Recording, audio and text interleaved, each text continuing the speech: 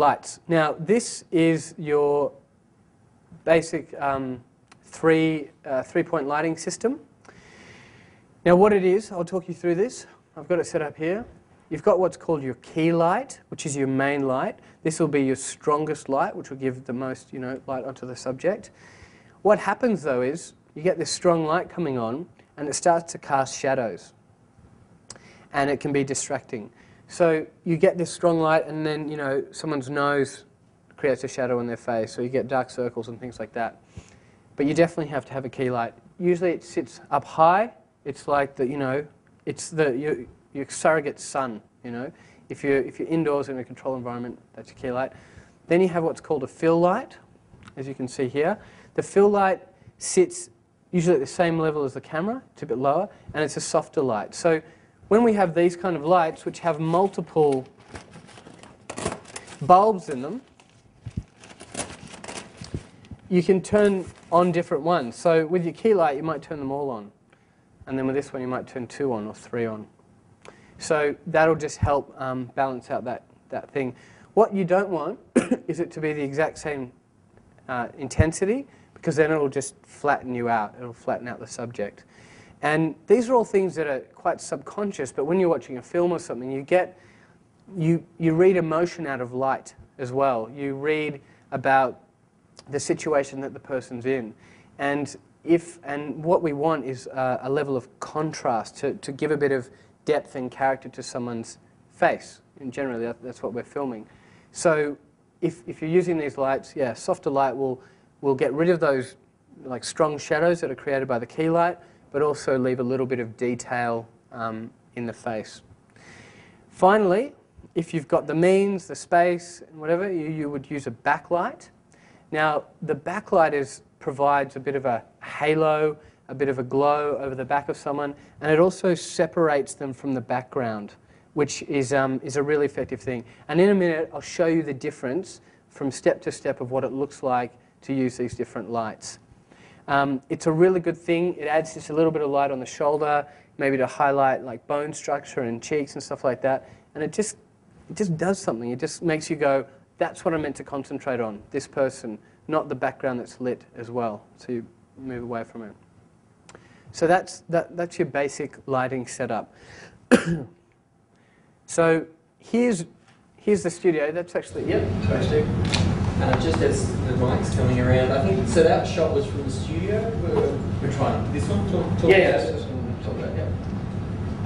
This is probably a really stupid question. Could you just flick back to that other slide? Of course. So the backlight, where you've got the backlight there, yeah. that bottom bit there, that would be effectively where you would put your backdrop sheet. Is that right? Yeah, that your would run backdrop along would the back be there? like, yeah, here. Okay, so light, yeah, okay. Now, it's like in the studio setup we have at the office, it's a small room, so we can't really, like, ultimately the backlight should be behind you, and either above or, in a sense that it's not, it doesn't, you don't want it to be in front of the backdrop or anything like that. It's better if you can get it behind the backdrop and then just lighting you. Or, in our situation, we have to put it to the side because there's not much room. So you just put it to the side, but it still adds a little bit of texture and glow and separates from the background. Use two. If you had more lights, would you use two? Two backlights? Either side or? No, you wouldn't actually, because it flattens it. It flattens it out too much. You want a bit of contrast and depth, and that's how our eyes work. I'm focusing on you, but my peripheral vision is also focusing elsewhere, but that's blurred out right now because of that's how our eyes work, and that's what we as humans will want to mimic, or we want to see when we look at things as well, and that's what the lighting does. Just very quickly, the backlight, what's the strength of that in comparison to the key light and the fill light? It's a softer light as well. So it's just a highlight. You can get little lights that'll just kind of offer just a very kind of limited kind of thing. Those little LED lights that I was talking about, you could use something like that. Yeah. And again, it's about playing around because your environment, the space you're in, will dictate how much strength you need. With like the redheads, you try to put them back as far as you can because they're so strong. But then if you put some diffusion on it, it softens it, and you just, again, it's a bit of trial and error. and you'll know, you'll get a feel for when it's right.